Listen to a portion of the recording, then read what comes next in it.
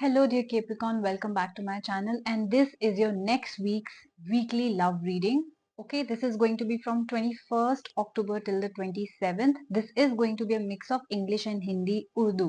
So आप जिस भी लैंग्वेज में कंफर्टेबल हैं आप ये देख सकते हैं. Now आपको क्या करना है, आपको क्विकली एक लव रिलेटेड क्वेश्चन पूछना है. So ask yourself a question and then watch this reading. आपको आपके सवाल का जवाब जरूर मिलेगा. तो चलिए देखते हैं कि नेक्स्ट वीक में कैप्रिकॉन्स आपकी लव लाइफ में क्या हो रहा है.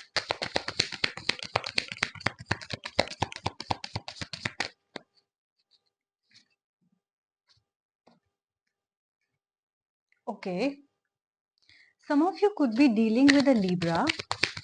मैं देख रही हूँ Libra, Sun, Moon and Rising का साइन, कोई भी साइन हो सकता है, बट ये पॉप अप होगा तो I thought I should tell you. Okay, so let me show you all the cards first. You have got 6 of Moons and 3 of Suns, and you have got the 3 of Stars and the Temperance card. To those who are new to my channel, please note that this is a reading directly from the book of Nostradamus. So I am going to clarify whenever I need, and I need to clarify the 6 of Moons here. So let me clarify the 6 of Moons. Yes, exactly वही feeling आ रही है कि आप past के बारे में बहुत सोच रहे हैं इस टाइम के अराउंड. आपसे पास्ट में कोई गलती हुई, कोई ब्रेकअप हुआ. Yes, definitely I see a particular recent breakup, a recent parting ways. Like दो इंसान पास में थे लेकिन अब उनका ब्रेकअप हो गया है, अब वो बात नहीं कर रहे एक दूसरे से, ब्लॉक कर रखा है. उससे रिलेटेड आपका सॉरो है, right? So you are looking backwards यहाँ पे भी एंड यहाँ पर भी. It's a sorrowful card, right? So you're definitely hurt, you're definitely looking backwards to this particular person जो आपकी लाइफ में है. आपके माइंड में कोई एक इंसान है जिसके बारे में आप कॉन्स्टेंटली सोच रहे हैं, और उनसे ना बात होना, उनका ब्लॉक करना या उनसे ब्रेकअप होना आपको काफी अफेक्ट कर रहा है. 3 ऑफ सन्स मुझे बता रहा है कि this you had a very passionate love towards them, right? So आपकी या तो हो सकता है बहुत ही पैशनेट शुरुआत हुई हो, लेकिन वो एकदम, जैसे कहते हैं ना कि खत्म हो गया हो. जितनी तेजी से वो मोमबत्ती की आग तेज हुई उतनी ही जल्दी वो खत्म होगी. सो आई डू सी कि आप उनकी तरफ बहुत अट्रैक्टेड थे, बहुत ज्यादा पैशन के साथ ये रिलेशनशिप शुरू हुआ था या सिचुएशनशिप शुरू हुआ था, एंड उतनी ही जल्दी ये खत्म हो गया. इट कुड बी कि आप सिर्फ फिजिकली अट्रैक्टेड थे उनकी तरफ, राइट? हो सकता है कि इस पर्सन के साथ आपने बहुत ज्यादा टाइम भी ना स्पेंड किया हो, या ये हो सकता है कोई पास का रिलेशनशिप हो, कोई सिचुएशनशिप हो जो आपकी खत्म हो गई हो, एंड यू वो very passionately madly in love with them. So कोई भी सिचुएशन हो सकती है. Take what resonates with you, and also the roles can be reversed any time. तो अगर आप बोल रहे हो कि मैं ऐसा नहीं सोच रहा, तो हो सकता है आपका पार्टनर आपके बारे में ऐसा सोच रहे हो. So you can reverse the roles as you want. 3 of stars again आपके एक सोरो और डिपार्चर और ब्रेकअप एंड सेपरेशन की बात कर रहा है, राइट? तो हो सकता है कोई किसी से अलग चला गया हो सकता है आपने रिलेशनशिप एंड किया हो, या दूसरे इंसान ने आपके साथ रिलेशनशिप एंड किया हो. जो भी आपका हो रहा है ये डेफिनेटली एक पास्ट से रिलेटेड पर्सन है. क्यों? क्योंकि आपकी उसमें आया है एक temperance card. What is temperance card? It's a mingling of past and future. So मुझे दिख रहा है कि आप प्रेजेंट में होके भी उस पास्ट के बारे में भुला नहीं पाए हैं, right? So it could be कि बहुत मंथ्स हो गए, इट कुड बी इयर्स हो गए, इट कुड बी बहुत ही रिसेंटली वीक्स हुए हो, डेज हुए हो, but that person is still on your mind.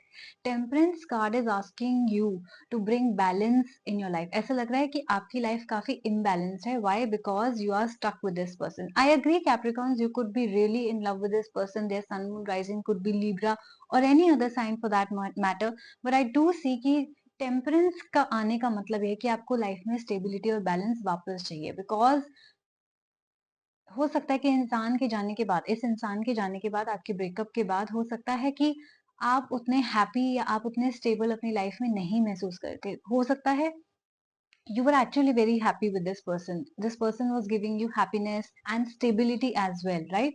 जो क्या होता है कि एक रिलेशनशिप में या कमिटेड रिलेशनशिप में हमें स्टेबिलिटी मिल रही होती है. वो स्टेबिलिटी सॉरी वो स्टेबिलिटी आपकी चली गई है, जिसकी वजह से your life is imbalance now. Let me clarify more with Nostradamus please. The temperance card. Yes,